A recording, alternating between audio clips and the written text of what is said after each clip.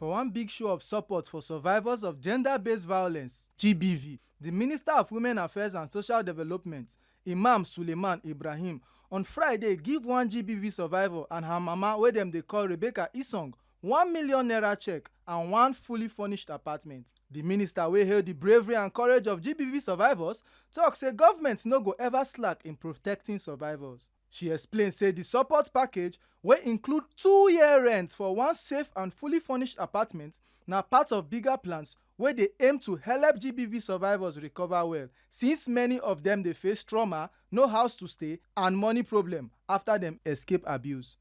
We're here to witness the reintegration and empowerment of a brave young girl and her mom, a girl who survived a harrowing act of sexual violence perpetrated by a 75-year-old landlord. Her courage and that of her mother is a testament to the unyielding strength of the human spirit. Let me take a moment to clarify the responsibility of the Federal Ministry of Women Affairs in such cases. The Ministry's core mandate lies in the formulation of national policies, guidelines, and frameworks to address GBV and promote the welfare of women, children, families, and our vulnerable groups. This includes the establishment of sexual assault centers, SAC centers, shelters, safe spaces, as well as advocacy for protective laws and multi-sectoral coordination.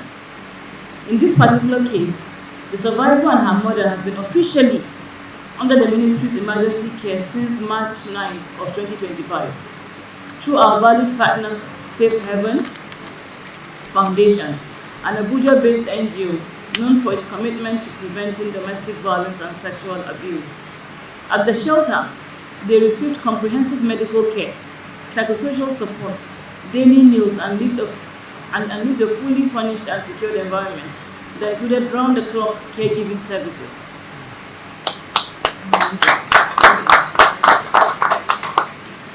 These efforts, though temporary, are vital in ensuring immediate stabilization and safety for survivors.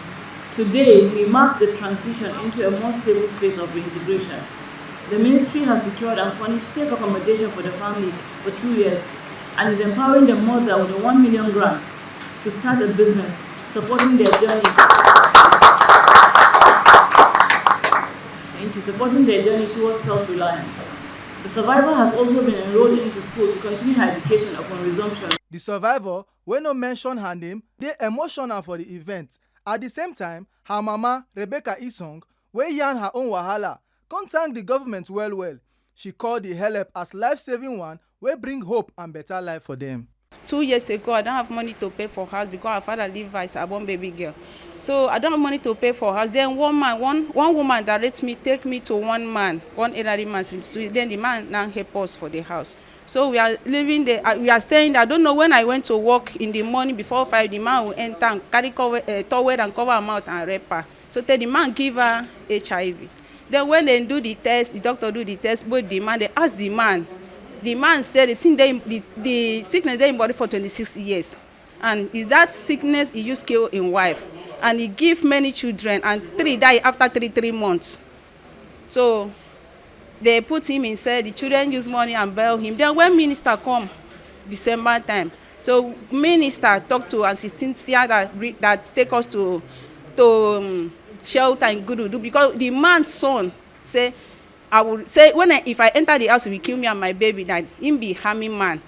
For me, whether in father be first person where rape small pikin, say he could kill me and my baby. And as I'm talking to people now, today my load is still in the man's house. So since November 16, we leave the house.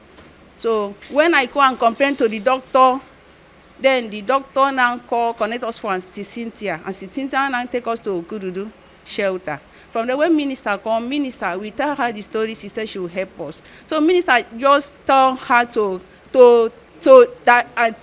the Cynthia to tell the police people to come and make complaint to station. They then arrest the man back. So she do it. They arrest the man back on the 17th December. The man died on the 27th December. So when one Mrs. Temitope brought us to come and see minister last month. So minister, when I tell her my story, she promised to pay house for horse and shop, and she said she will make my baby go to school. Today, the find the school for her, and they pay the house for me to stay, and they give me money to start the business. As Minister Ibrahim dey thank President Tinubu, NGOs and international partners for joining hand fight GBV, she tok say dem go spread dis kind help reach more survivors for all of Naija as the ministry dey work hard to follow the National Gender-Based Violence Response Plan. Make una no forget say as we see am, na so we dey talk am. We no dey take blame. Oyifemi Onosimwa, TMC News.